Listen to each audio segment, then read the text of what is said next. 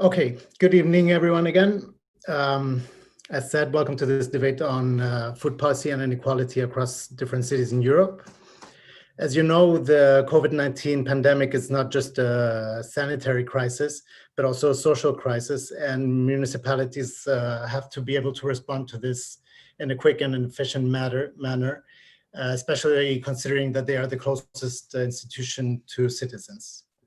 So to talk about this matter today, we have municipalists joining us in the debate. And as our four main speakers, we have Emily Clancy from Coalizione Civica di Bologna, councilwoman at the Bologna City Council.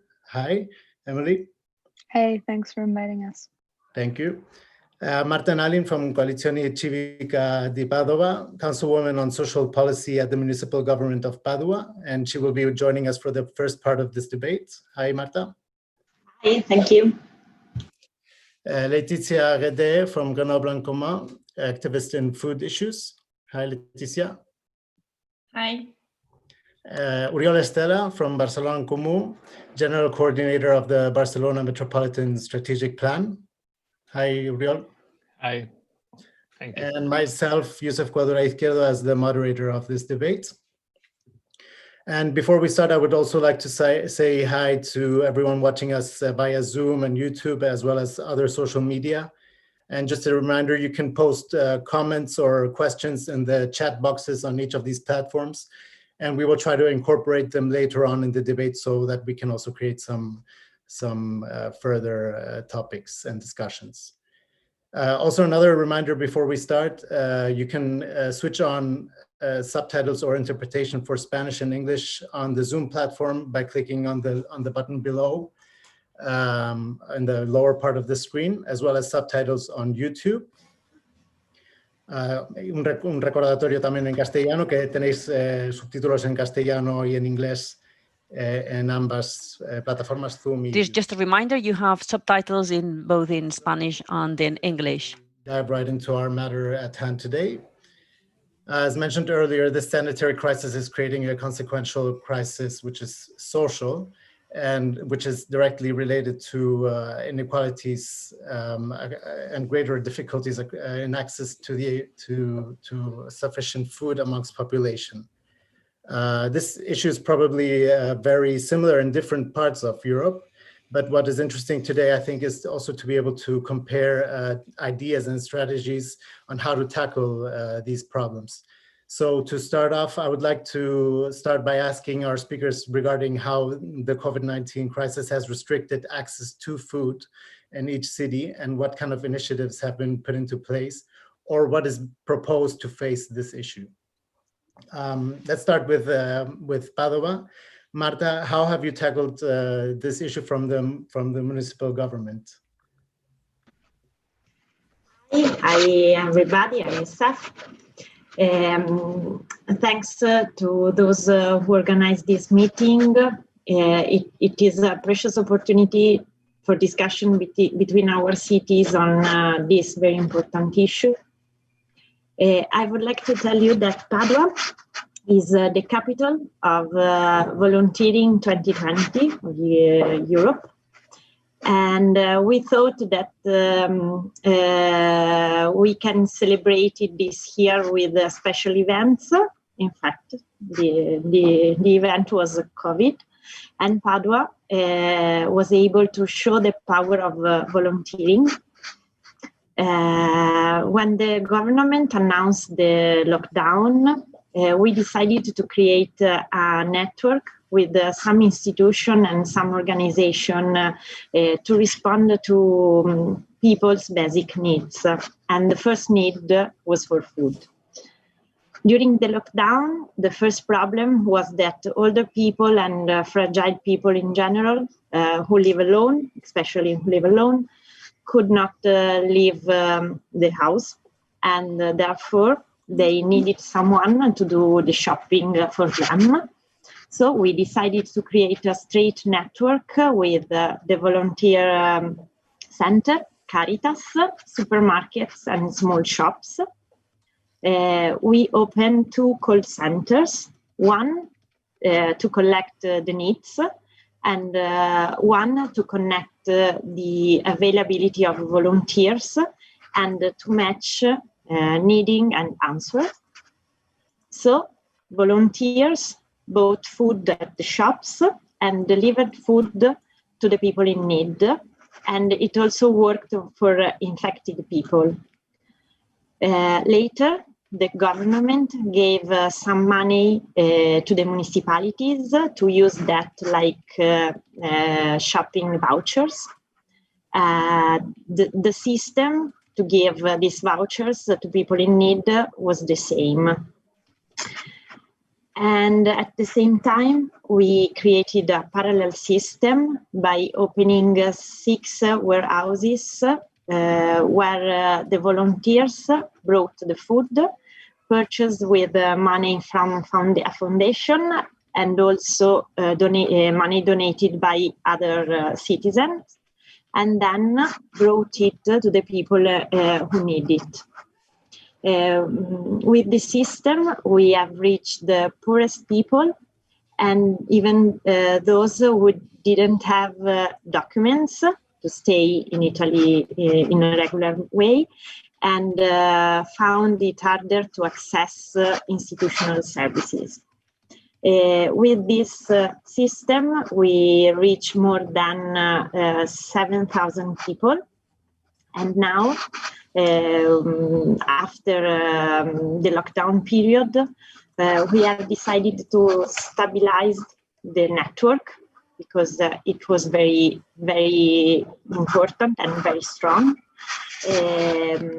We decided to involve the organization that deal with food support to offer people in need a better and more organized service to support people.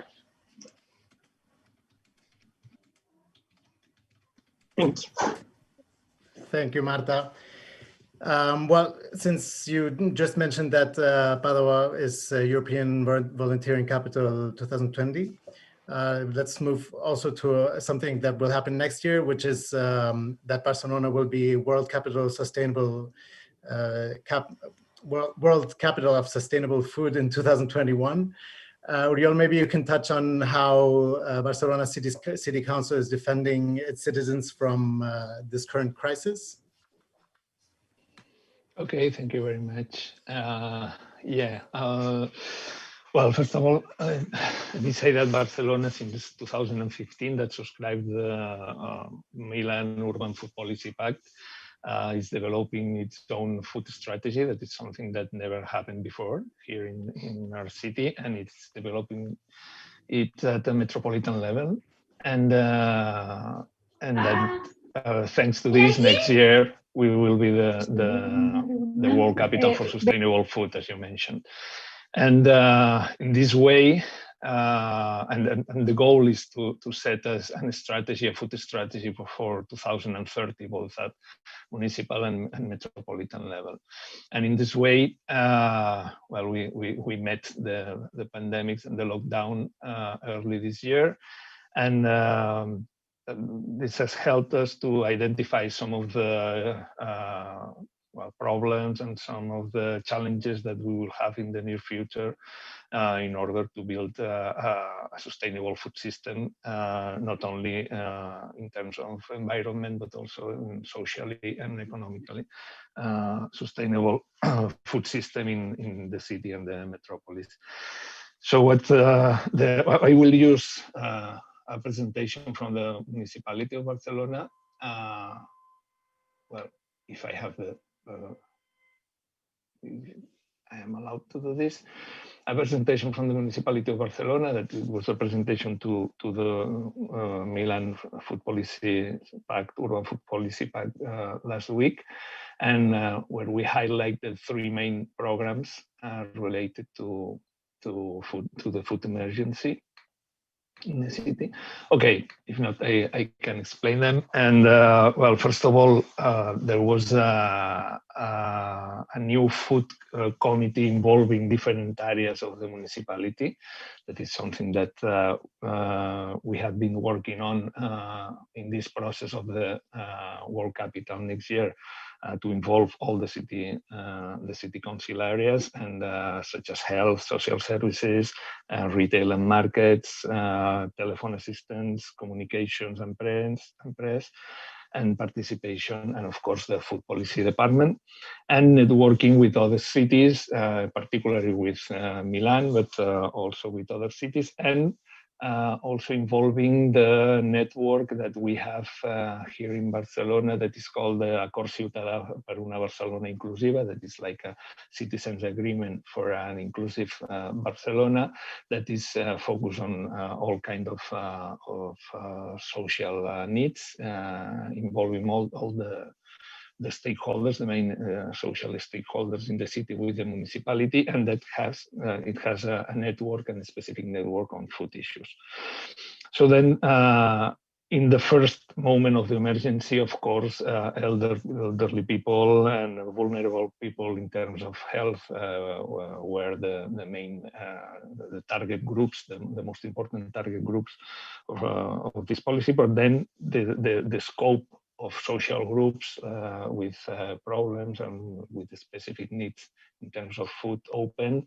And I think that I will go back to this in the second question, but the important thing is that immediately there were three main projects. The first one, Barcelona desde casa, Barcelona from home, is not only for food. It was not only for food, but it was for any kind of delivery service for homes. So what kind of services were open to delivery to the citizens, and of course food was one of the main areas in this platform. And there was a lot of incentivizing restaurants and shops, food shops, etc., to have this service of delivering to the homes.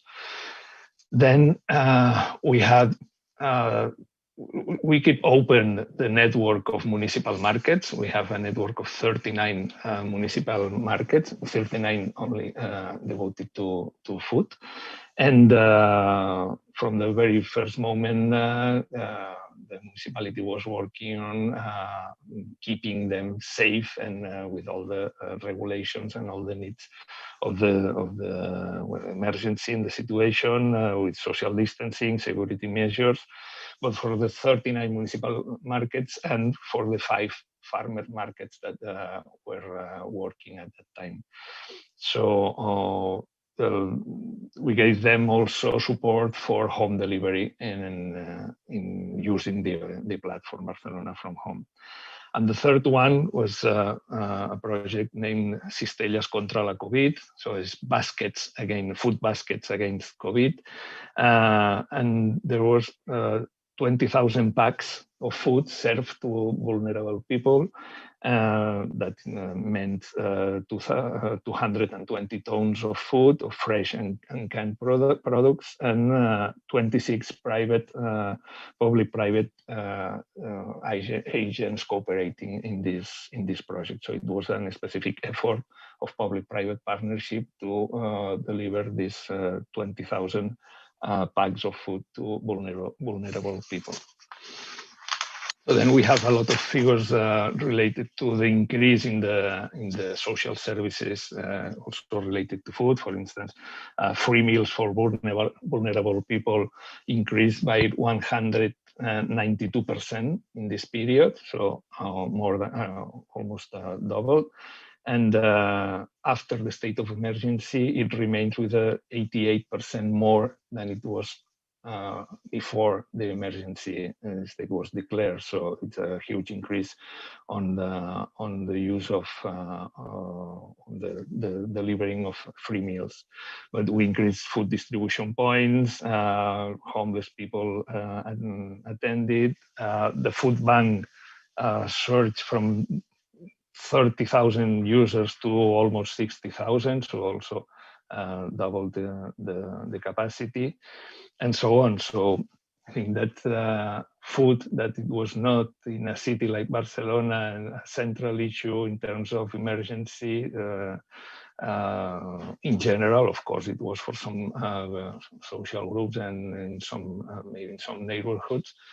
became one of the issues and in the center of the agenda. And well, the quick response and the coordinated response of all the city areas, city hall areas, helped to provide these services to the vulnerable people.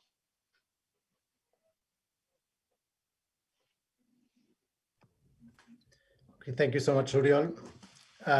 Moving on to Bologna, Emily, as a member of the opposition, has it been difficult to force the local government to move in similar directions?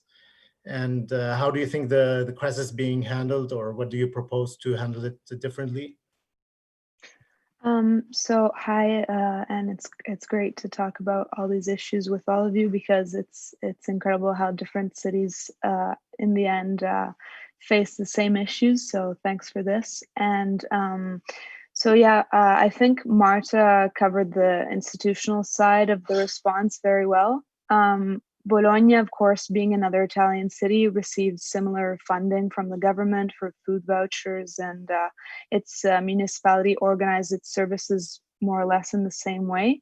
So I'll try to cover the sort of bottom-up response that we were able to witness as part of Don't Panic.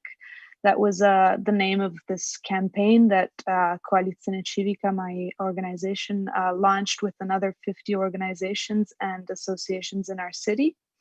As we know, and as I'm sure happens in every city, the crisis amplifies inequalities that already exist. It doesn't really create new ones, but they're sometimes there, and they are on the brink. People are on the brink of not being able to afford housing or food. And then, of course, a crisis hits, and maybe if before they were able to, then they're not able to anymore. So what associations that work with vulnerable groups tell us, especially those that follow like homeless people or people who need food, shelter, every basic necessity, often tell us is this, that when a person comes to that state, like they lose their home, they can't afford rent, they can't afford groceries anymore, they have usually gone through all of their resources, both economic, of course, but also social, friends, family, colleagues, work. Another point that that organizations that deal with fighting the mafia, organized crime in our country, stressed very often, is how it is during a crisis that organized crime creeps into the city and its communities. Because it has liquid assets, it can loan large sums of money to people who are in a very vulnerable time of their lives. So that is what we tried to keep in mind when we were facing this first response during the pandemic. And the first objective of this network of solidarity that we tried to build by the name of Don't Panic was to put together associations that tackle very different issues. So we had, of course, we had two sets of organizations. One was of organizations that deal with these sort of issues all year round, that have specific knowledge and know-how on homeless, food banks, schooling, education for, of course, children who were following school online. And then the second were just associations like my own that were willing to dedicate some time to volunteer during the pandemic. And what we did was try to put together the knowledge of people who do this all year round and the time of volunteers who were, you know, during lockdown in their homes and had some time to dedicate to their community. And I think that was the strength of the project. And that's sometimes what's missing, and what I would ask to my city government is a better coordination of services and solidarity that does exist in our city. But during the pandemic, different organizations were able to cooperate, and they looked out for each other, and they called each other, and sort of started working as a team and as a network. This doesn't always happen in normal times, let's say. So that's definitely a point that I think we should tackle, because as we know, the effects of the crisis are going to be deep, and they're going to run long for quite some time. So I think coordinating different expertise and working together is definitely the priority.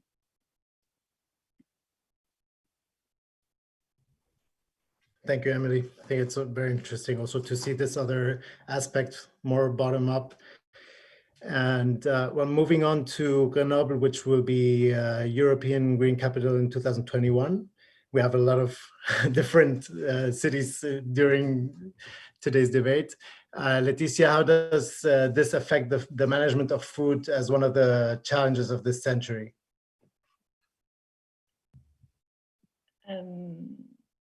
Hi, everybody. Thank you for inviting me to this meeting. Could you just repeat your question? I'm not sure to well understand. No, I was just relating the fact that it will be European Green Capital next year to the management of food as one of the challenges that we face in general. Okay. Yes. So yes, we are very happy to have this nomination for next year. So during the lockdown in Grenoble, we do quite the same thing like you. We also create a new network to put people, citizens in link to create some help each other to each other. It's called voisins voisines, it's neighbors. And during this lockdown, every forces contribute to the distribution and collection for solidarity meals and baskets. We also worked on the help for the homework for the children and everything, to give them some solution if they don't have internet or people who can help them at home. The homeless were also quickly affected by the quiz, so there is some additional beds were opened in the reception centers, and meat will continue to be prepared by the central kitchen and served. And yeah, I think. Yes, we also work a lot of on the open air market to make them in capacity to receive people, and because at the beginning of the crisis, shops are quite rapidly empty for fresh food and vegetables and another lot of things. So it was helpful to for make a good dynamic for the local market. So, yeah. So that's not all, but. Okay, thank you, Laetitia. Actually, I think you just mentioned some more aspects of inequality itself. So I think this would be a good way to move on to the second part, because inequality has a lot of faces, and it seems to be one of the issues that persist over time. Also, Emily was mentioning, I think all of you mentioned this issue at some point. And the current crisis has probably made it more visible than before, and probably has dragged some groups who weren't as vulnerable before into an area where they actually require help, maybe even for the first time. And here we include homeless people who also had a lot of issues during lockdown, undocumented people who probably, depending on the country, didn't have access to social services, elderly who have to stay in the retirement homes, and they have high rates of infection inside these houses, or even children who also suffered a lot because they were restrained at home with no social contact, and in many cases also not having sufficient access to food compared to what would be the minimum for a child to be healthy. So, like I said, I think probably there also has been some shifts in the groups that we have that we consider now as vulnerable or that require some help compared to the pre-COVID situation. So if we can talk a little bit more about this aspect, maybe Emily, you can start explaining about this situation, also maybe comparing as well as you did before in Bologna.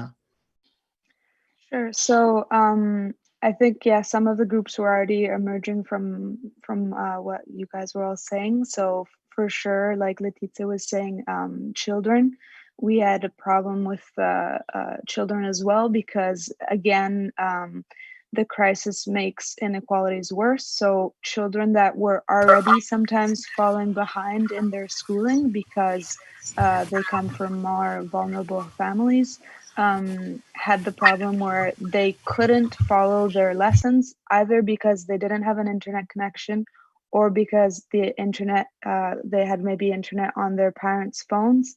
Their parents might have been at work, or they were working on their phones, like they didn't have enough connection to cover the whole family.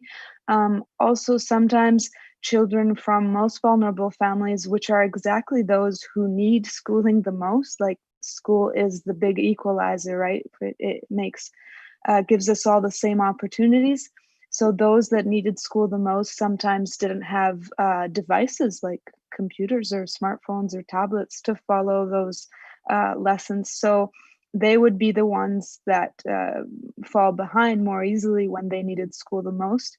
So one thing we did is try to organize volunteers, like tutors, who would follow these children or adolescents who were hadn't been able to access their classes, their lessons, and tutor them and get them back to their peers level. And also we started collecting devices, old tablets, old computers, old smartphones, and handing them to those in need. This wasn't always very swift. Like, also the government started handing out devices, but what happened is that many of them arrived in May. Our lockdown started in March, and some of the devices were to be given back to the state, to the schools, in June, when school was over and students still had their homework for the summer. So it wasn't always very smooth, let's say. So that's a concern. And that's something that we need to think about. Also, when we would collect the devices, we didn't always have a good mapping of the students or the families who needed them. Sometimes schools would be very responsive and sometimes they wouldn't. So again, the importance of a network, let's say, and of coordinating the services. Similar issues we had with elder people, as you all were saying. They needed, of course, people that would bring them their groceries, their food, or their pharmaceuticals, and sometimes even just keep them company on the phone. We tried to map, especially elderly people who are living on their own, and tried to call them at least once a day to check in on them and see how they were doing. We also had numbers very similar to the ones that Oriol pointed out in food banks. They surged to sometimes doubling or even tripling the numbers that they were serving before. And again, also in Bologna, food wasn't one of the big issues. Of course, it's an issue for those who can't access food, but it wasn't one of the main issues, and it definitely became an issue during the pandemic. We saw that, for example, for the first time, students were going to the food banks Bologna is a city with a great student population because of its university, but usually if students have the resources to go and study in another city that's different from their hometown, they usually wouldn't need to access a food bank, and this definitely happened during the pandemic.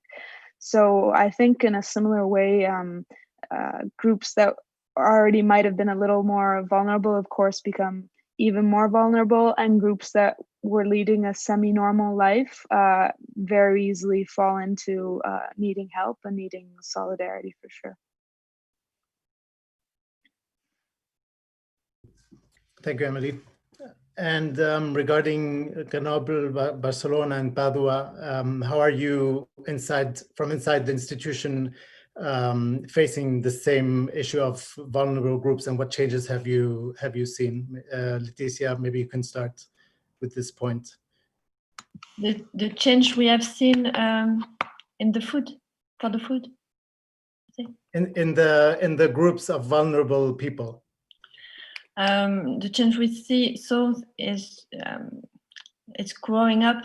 It's there is more and more people in very precarious situation, and that's the very big point here, not just in Grenoble, but I think everywhere in our city. That's the most important thing, I think. Different. Okay. So what we do in Grenoble to prepare and to be more effective if there is another time or another big crash, is to pushing into a guarantee that people must have food, continue to accelerate and accelerate to have 100 of healthy food and mostly local food in school restoration and municipal restoration.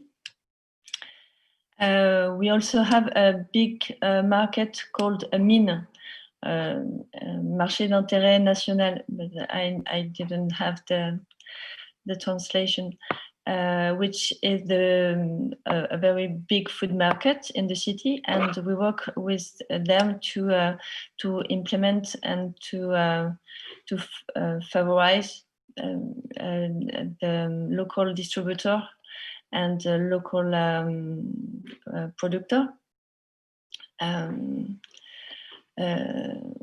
We also want to buy some land so we can make implantation of farm who will make some healthy food and organic food after in collaboration with the city. And we also work with different associations who are working on different subjects, but we can talk about Cultivons Notoire. This association is trying to favorize the gardening on the roof in the city. Maybe some other thing I missed.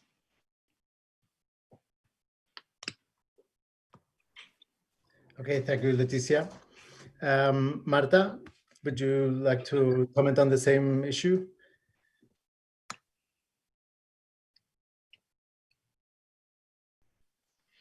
Yes, as all of you said, the food problem was not the only problem during the crisis and during the lockdown.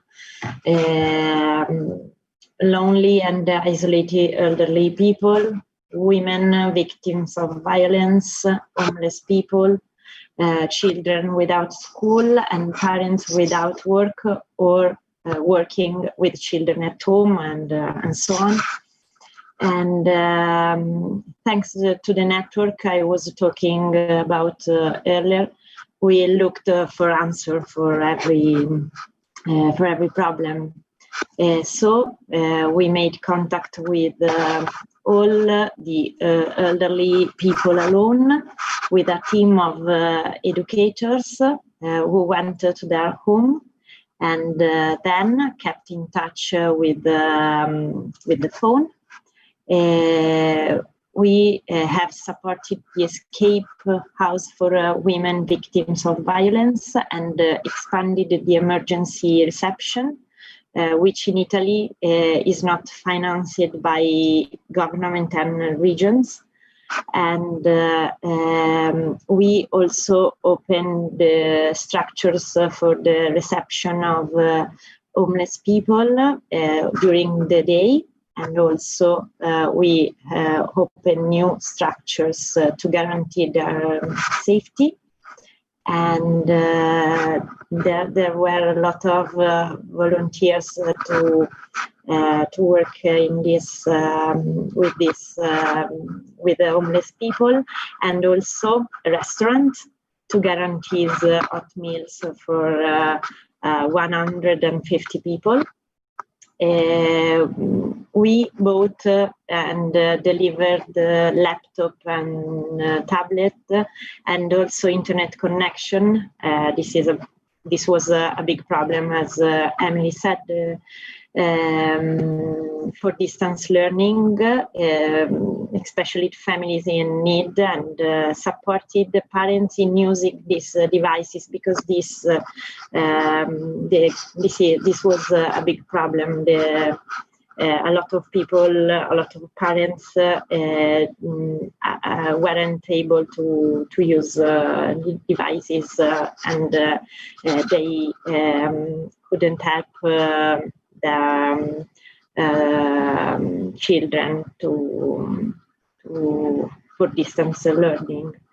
And we have offered online educational activities for children and also for teens with educator using social networks, because one of the problem was the social life for young people. And at the end of lockdown, we opened summer centers to bring the children back to socializing and help them to go back to school, because in Italy, schools were closed for 4 months. And it was an important work of sharing, in which every institution and every organization came together, respecting the work of others.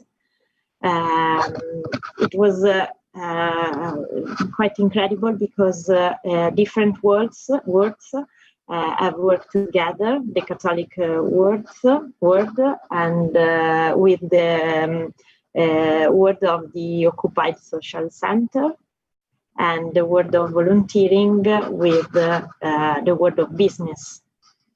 I believe that this earth emergency has highlighted the problems existing in our government system, and also the inequalities, as all of you said. Italy is giving up the welfare state. We are moving toward the privatization of services. From this experience, we have learned that public service is always important, not only in times of crisis. And if we don't change our way immediately, it could be too late. This is a very big problem. Particular attention should be paid to the decision to close schools for 4 months. Children and young people have lost teaching hours, and the most fragile also educational opportunities. Parents had to choose whether to go to work or stay at home with their children. And then in the culture of our country, the choice to stay at home was made by women and not by men. And this has brought us back a long way on the path of the equality. I think this is a very important problem. Okay, I'm sorry because I have to go to another meeting. So I stay for 5 minutes again, but I have to go. I'm very sorry, and thank you very much, and see you soon. It's okay, Marta. Thank you so much for joining us today. Okay, and we can continue with Uriol regarding the same issue in Barcelona. Thanks. Of course, most of the groups that have been mentioned yet are the same that appeared in Barcelona as new users of this kind of services. I will highlight three situations. The first one is people with not severe health problems, but with health problems related or that can be increased with the effects of the pandemics of COVID-19. So maybe it's people that in normal circumstances are more autonomous, but in these circumstances they have to rely on the social services support, and specifically on food issues. The second one is, of course, all those groups who lost income in different ways. So people that were unemployed, of course, get unemployed. People with no furlough schemes, and even those ones with furlough schemes, what we call here ERTOs, but as the payment of most of these furlough schemes were delayed, they had no income for several weeks or even months. And people that don't have access to a minimum guaranteed income that we have here for vulnerable people. People that used to work in informal economy, of course, and as all kind of activities were stopped, even the informal economy was stopped, and this was a huge problem for these groups. And then freelancers with no insurances or owners of micro businesses. And here in Barcelona, it was especially highlighted in one moment, people from the arts and culture sector. That is like very unstable in terms of employment activity, and and it was a matter for a city like Barcelona that is very sensible to cultural issues. Then this collective, this group was one of the new group of users of these food services, social services.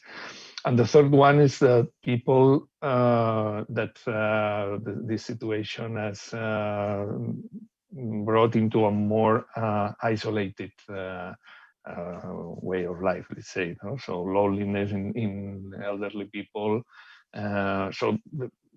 There are some of the users of social kitchens and social food vouchers, etc. Or especially social kitchens is all people, especially men, that probably they could have other ways, but it's a way of socializing, of course. And it's the same for children in schools. That the problem when they are out of the school is not only that we cannot guarantee that their food is the food that they eat is healthy and appropriated, but also they lose this sociability point. So this is a real problem in some neighborhoods and for some groups. So regarding all these problems, and I must mention that increasing the home delivery services of food for these people has helped to identify new situations that were not identified by social services sometimes. And one of the most important things is that it has made us realize that it's something that was already known, but now has become more evident, that sometimes all this, the work of food banks and food vouchers, etc., of course, are helpful for people, but they don't drive them to a more healthy and, of course, sustainable food consumption. And regarding this, and with this experience and the accumulated experience of previous years, but especially all that we have learned in this period, a new project called Alimenta is being prepared for the municipality. The phase 1 will be launched in November. And we already are working on this with community organizations and at a neighborhood level to develop a new model of food bank. Let's say that it's only not fighting food emergency and food needs, but also providing more healthy and sustainable food.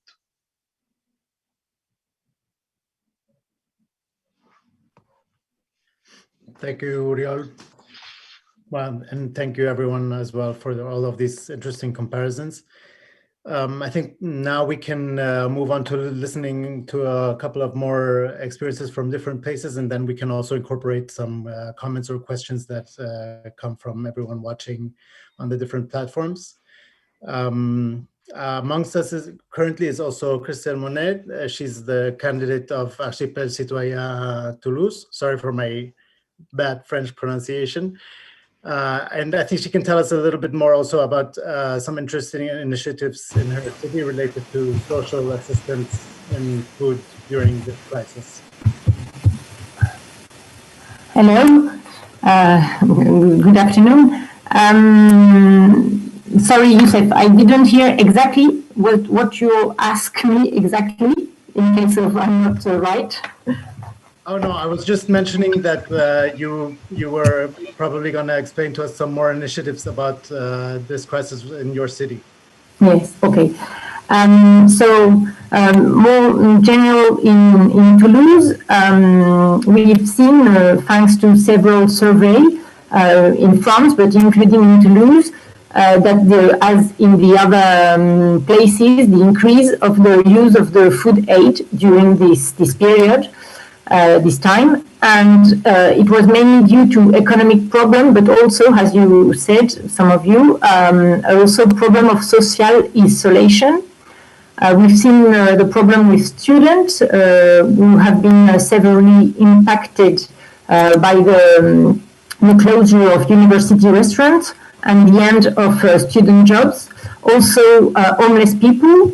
They were no longer able to benefit from civic solidarity, but especially during the first 15 days of the confinement, because at this moment the association did not, they haven't been able to intervene during this time because they needed time to organize themselves with the new health measures.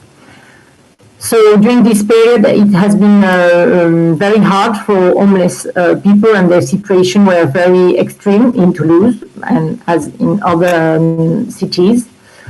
Many associations, some specialized in food aids, but also neighborhood associations have organized themselves to be able to provide products. There were a great demand for hot dishes, but they had difficulty in achieving this demand because of the sanitary measures they had to respect in the kitchen. So they also mentioned that the product that they were able to provide to the beneficiary, to the persons, were coming from also unsold retailers, all these products. And this was not the needs of the person who were receiving the aid. For example, there was a lot of chocolate at Easter. So they were telling that it was a problem. It was not what the people wanted to eat at this moment. So in Toulouse, there was several initiatives, some new initiatives. There were new initiatives to set up food packages such La Chapelle or the Neighborhood Association of Bagatelle. There was also a network called Jardin de Cocagne, Cocagne Garden, but I'll tell a bit more about that after. And also the Traditional Food Aid Association, which had to adapt to health constraints, also to adapt to the decline in food donation and the lack of volunteers. The volunteers are often all elder people, old people helping, and there was a lack of person able to come and to help for the distribution. So the one experience, for example, is one of the Jardin de Cocagne. They have it is Jardin Cocagne. It's an association. It's a network of associations in France who are doing organic farming with persons who are excluded from employment. And these farms are certified organic. They are producing vegetables, and they normally sell baskets with fresh organic vegetables every week. During the confinement, during the COVID crisis at the beginning of the year, thanks to this is something that they had already in mind to do, and they had the fund of a foundation, a big foundation in France called Fondation France. And thanks to this money, they have been able to provide basket of fresh organic vegetables, local, and they have been able to provide the basket for the normal family or person who were buying this basket normally. But also they have a system of solidarity basket, which cost less money, but also they have been able to provide a lot of vegetables, several tons of vegetable to at Food AIDS Association, and it was something that works quite well in Toulouse, and they have been able, thanks to that, to give fresh product, compensating a lack of the system of Food Aid Association at this moment. Well, a few words about what we've done, what happened in Toulouse. Well, thank you so much for sharing your experience in Toulouse. We also have Tatu Bayorri present, who is member of the coordinating group from Zaragoza and Comú. And she will also explain to us some initiatives regarding local agri-food systems and other initiatives that have come up lately. Hello from Zaragoza. Thank you very much for organizing these exchange meetings. It is really interesting to know how the challenges are being faced in other sister cities. Thank you very much. Only two quick brush strokes about the interesting things that have happened in Zaragoza, in my city, and that I want to share with you. One in the citizen self-organization side and another in the institutional side. Yeah. During the lockdown, the city council, that now is a conservative government, reduced the city's social services to a minimum, leaving the city's most vulnerable population abandoned and not guaranteeing the access to food and other human rights and needs of the population. Therefore, as in Padua and as in Grenoble, in Zaragoza, citizens created networks during the lockdown to cover the basic needs of their neighbors, mainly food, healthy food, but also very important house rent payments, yeah, and house needed. These networks halfway between the self-organization and the substitution of the social services that were minimized by the government, the local government, remained after the lockdown. And now they are defining themselves as actors in this new pandemic economical crisis scenario. And they are also creating other networks and crossing with already settled down previous organizations. For example, now they are, some of these networks are talking with the Agroecological Market Producers Association to collect leftovers and distribute healthy products to vulnerable neighbors people in each neighbor in Zaragoza. This agroecological market is an open market that was settled 11 years now by ecological groups and producers, agroecological producers around our city. Yeah. And it is a meeting point for direct sales between producers and consumers, but it is also a political space that works for food sovereignty. So this is, well, the most self-organized part. And at institutional level, I would like to highlight the participation of the Zaragoza City Council in the Spanish network of cities for agroecology. This network has launched, I think, this work, a new report, very interesting, that I will put in the chat. Yeah, the link to this report, it is in Spanish. The name is Local Food System of Global Risk from Climate Crisis to COVID-19. And it addresses the vulnerabilities and strategies to be implemented in the face of global emergencies, especially climate and health emergencies. These two crises have common structural elements and must therefore be addressed together from a food system perspective. Well, and all the work that has been done around the Declaration of Valladolid for the promotion of local agri-food system to address global risk that was assumed by around 20 municipal governments, including the Barcelona government in the 1st October of this year, 2020. I will let the links in the chat for you if you want to read these documents that I think they are interesting. Hi, everybody, and thanks. Thank you, Tatu, for also sharing this experience from Zaragoza. Now we have a question from someone in the Zoom platform.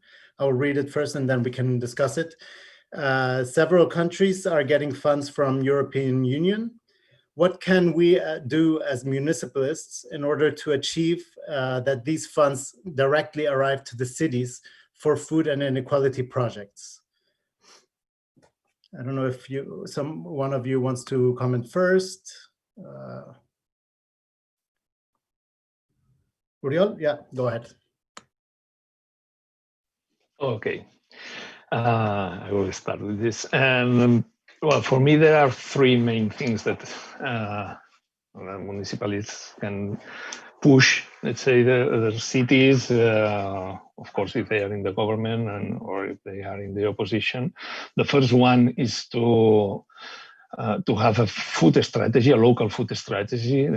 This is needed because food issues are very complex and involve a lot of areas and a lot of departments of the municipality, but a lot of stakeholders and a lot of challenges, and food strategy is needed for the coordination to work all together and in the same way. And of course, this will help the municipality to identify the most important projects to be funded by these resources.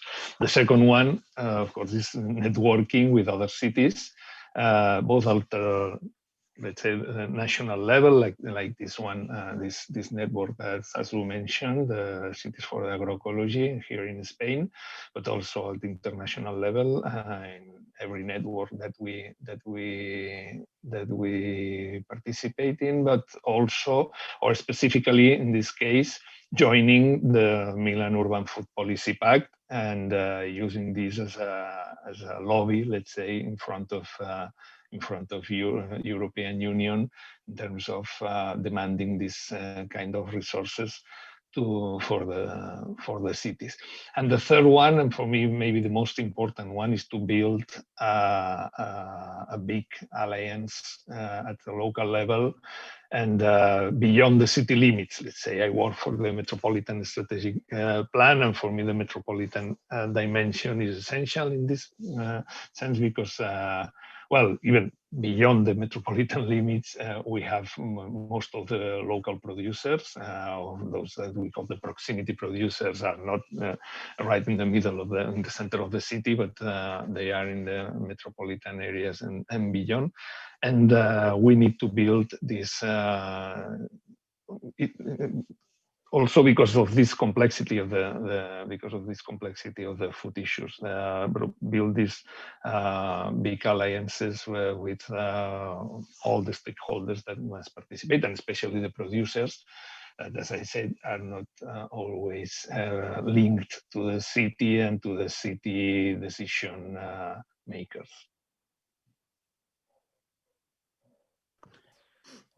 Thank you, Uriol. Emily?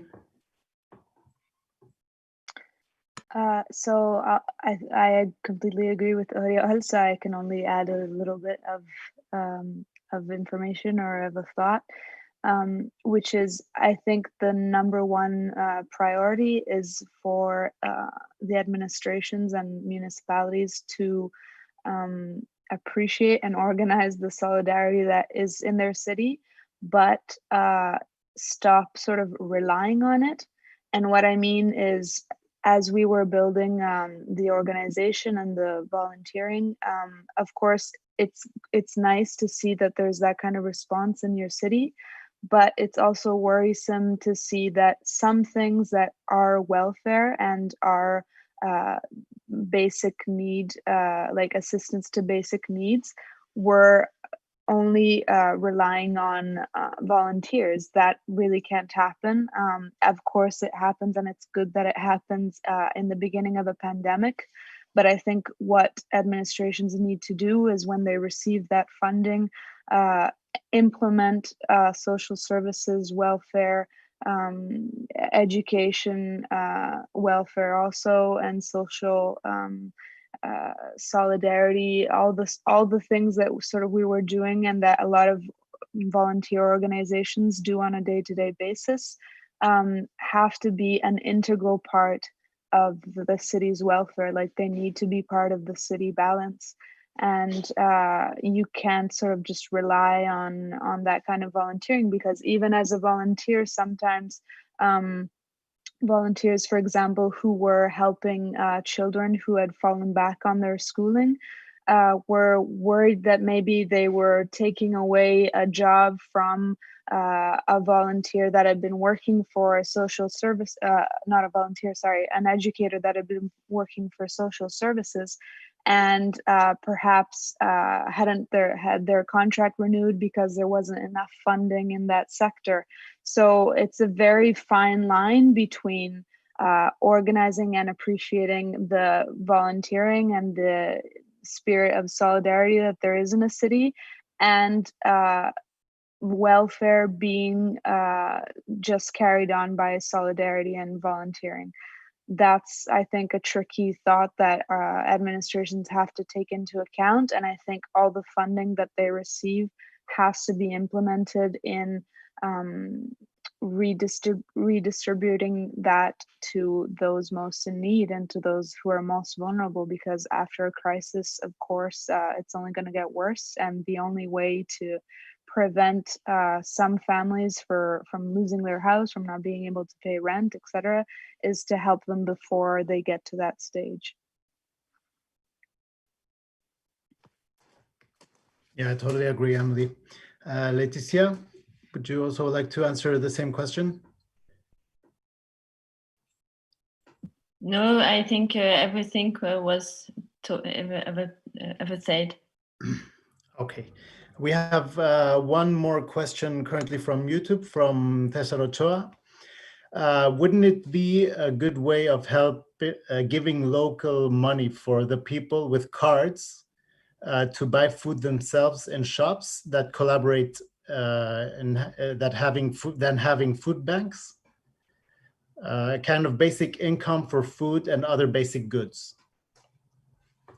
So who would like to go first for this one? I can go. Just to say that actually we had both. So the same as Marta in Padua, like we had food banks, and they were implemented, and they had a lot more people going to them during the pandemic, of course. But also there were vouchers which came from government funding, and then it was the municipalities who would be in contact and would be receiving, let's say, the demands from citizens. I think more than 12,000 families received food vouchers. And now there's going to be a second round of food vouchers that are going to be issued now. So those are cards that can be used in supermarkets or local grocery stores. So yeah, that we have both. Great. Leticia or Uriol? I really don't know about this, so I really can't answer.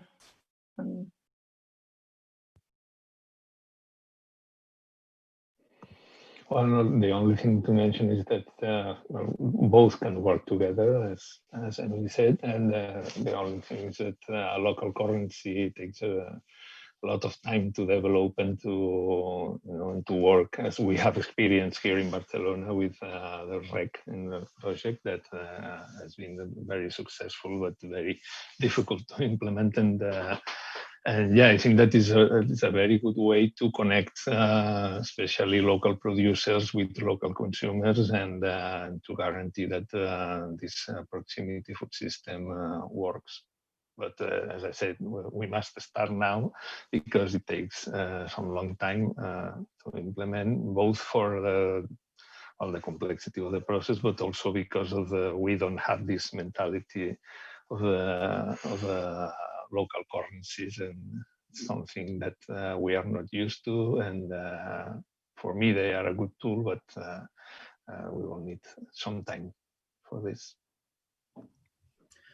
Thank you. Yeah, I think, I mean, I don't know if you want to comment on this, but probably also from this crisis, we have an opportunity to boost local and produce, which is directly in our areas and is probably or possibly ecological versus imported goods that are coming with planes and are probably treated differently. So I think this is also an opportunity. I don't know if you want to comment on this or not while we see if there's any other questions on the platforms.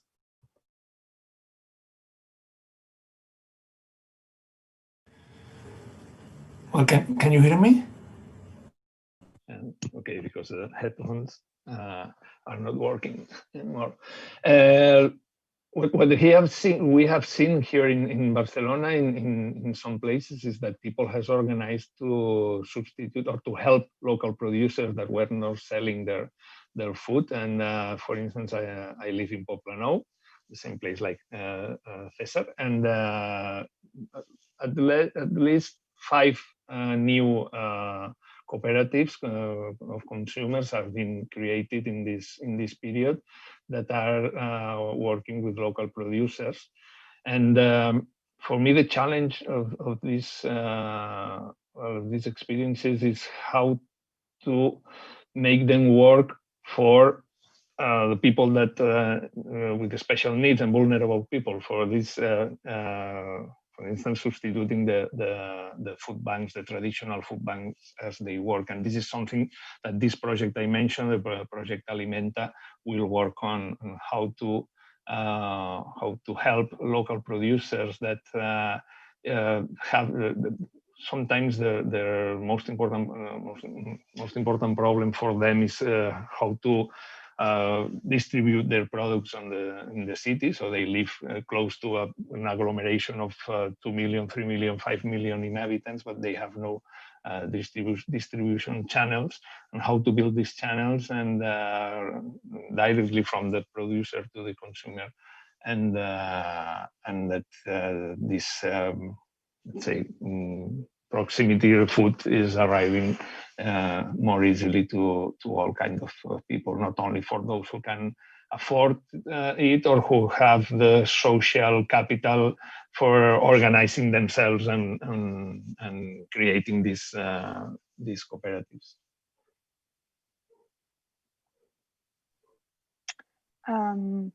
I think if I can go, maybe Letizia wanted to. Okay, so it's a very interesting question because I think it sort of showed one of the contradictions of both the pandemic and capitalism, which is in the first period of the pandemic in Italy, for example, gross distribution, so big supermarkets were working and you could go and get your food and supplies there, and small local organic markets weren't allowed by the law to and by the health law at the time to operate, which seemed like a big contradiction even from a health point of view, because they were out in the open, which seems to be more safe, of course, for the spread of COVID. And of course, this was really bad for these small producers. So they had to reorganize to sort of start thinking about delivery and making new customers that way and sort of stay afloat. But why I think it's a contradiction, and why in City Council we discussed about how we should instead be helping these producers, is that in a pandemic, a local producer will still be able to produce, of course, the fruit and vegetables that gets to the citizens, whilst gross distribution sometimes relies on work that moves from different countries, and they were on lockdown. So some cultures, like some vegetables, some fruit, wasn't arriving on time because they didn't have enough people to move and work and go to different countries to pick that fruit and vegetable that was going to arrive to the great distribution. So that was, I think, quite a contradiction and quite a paradox that showed us how we really need to invest on local organic food, not just because it's better, so it's even better for our immune system and at a time where we really need to stay healthy, but also because it's sustainable and it's close to where we are. So of course, even during a pandemic, it still remains accessible and you can go and buy that food.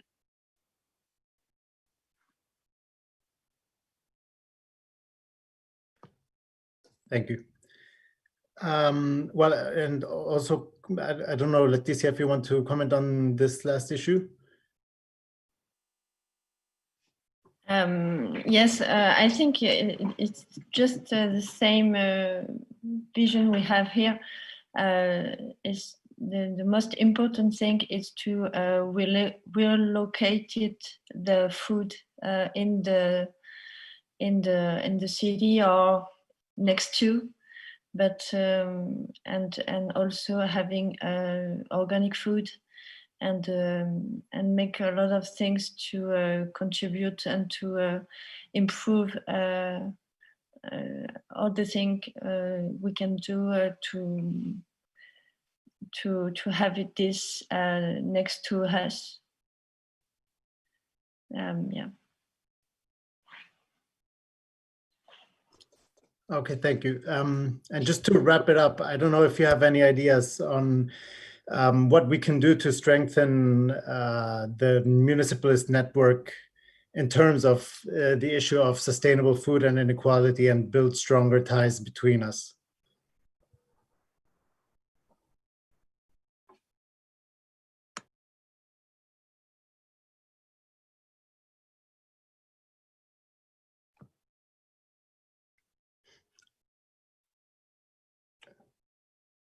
Anyone want to comment on? Oh, sorry. I will repeat the question. What can we do to strengthen the ties between cities on a municipal level in terms of sustainable food and inequality, just to wrap up the debate?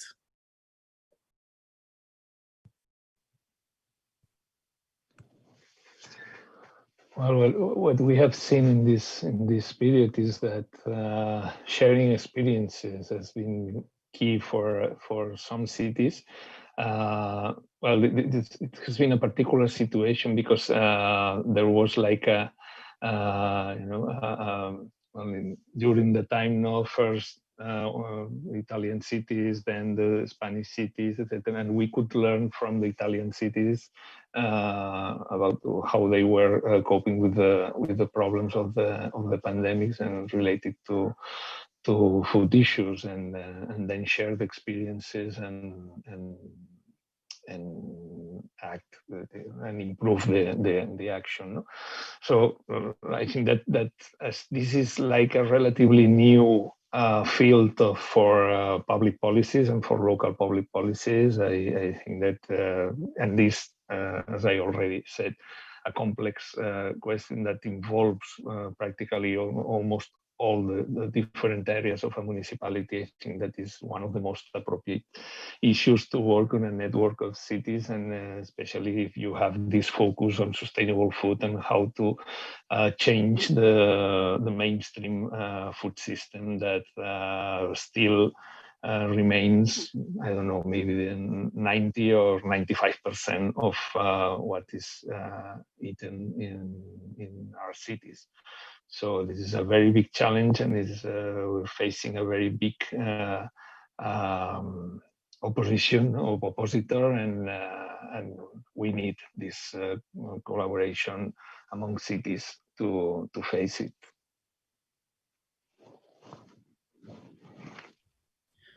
Great, thank you. Also, this was more of the city side of the question. We can also talk about the same question, but regarding municipalist platforms. I don't know, Emily or Leticia, if you want to comment on this as well.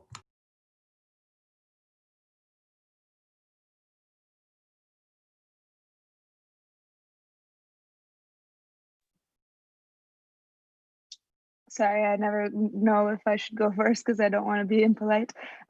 So I think the best is definitely exactly what we are doing now. Like for us, it's always very precious to look at what our sister municipal platforms are doing. And I don't mean this rhetorically, like a lot of policies that we have advanced in council, I think especially on housing, we were inspired from Barcelona and Comú. Like it's the most important thing for this network of fearless cities to keep exchanging solutions and even problems, because sometimes knowing that your sister city is facing a problem makes you think, okay, possibly we could be facing the same issue at some point in time, and so you start thinking about it already. So I think sometimes we forget about how important this is because we're all thinking about our personal city's issue, and we're sort of just focused in our own municipality. But if we can take the time for these moments where we catch up and exchange policy and exchange views, I think it does make us stronger. And finally, the dimension of the city, which is my favorite for administration because it's the closest to people's lives, is valued and is at the center. So exactly what we're doing now, I think, is the solution. So thanks again for organizing this. Thank you. Leticia? Yes, it was very interesting to see how you lived this COVID and this crisis, both of you, and it's really interesting to discuss about this. So many thanks. I think we have to continue to do this, and maybe we'll find some better other way, maybe not by video, but also with exchange on the network or something like that. Thank you, Leticia. Yeah, I agree. Hopefully soon, or maybe not so soon, but I hope that it will be soon that we can return to a different format for these kind of debates. Well, thank you again for participating, to our panelists and also everyone else who helped organize. I think sharing these ideas, like it has been mentioned already, is key to municipalism. And before we go, also, I would like to remind everyone that on 5 November, Municipalize Europe will be held, where it will be a debate regarding municipalism with several members of the European Parliament and different persons from different European cities. So thank you again, Emily, Leticia, Uriol, Marta, who's already left, also Thatu, and I see Crystal is still here. Thank you, everyone. Thanks, everyone, for watching, and have a good evening. Thank you. Bye-bye. Safe and everyone. Thank you very much. Bye.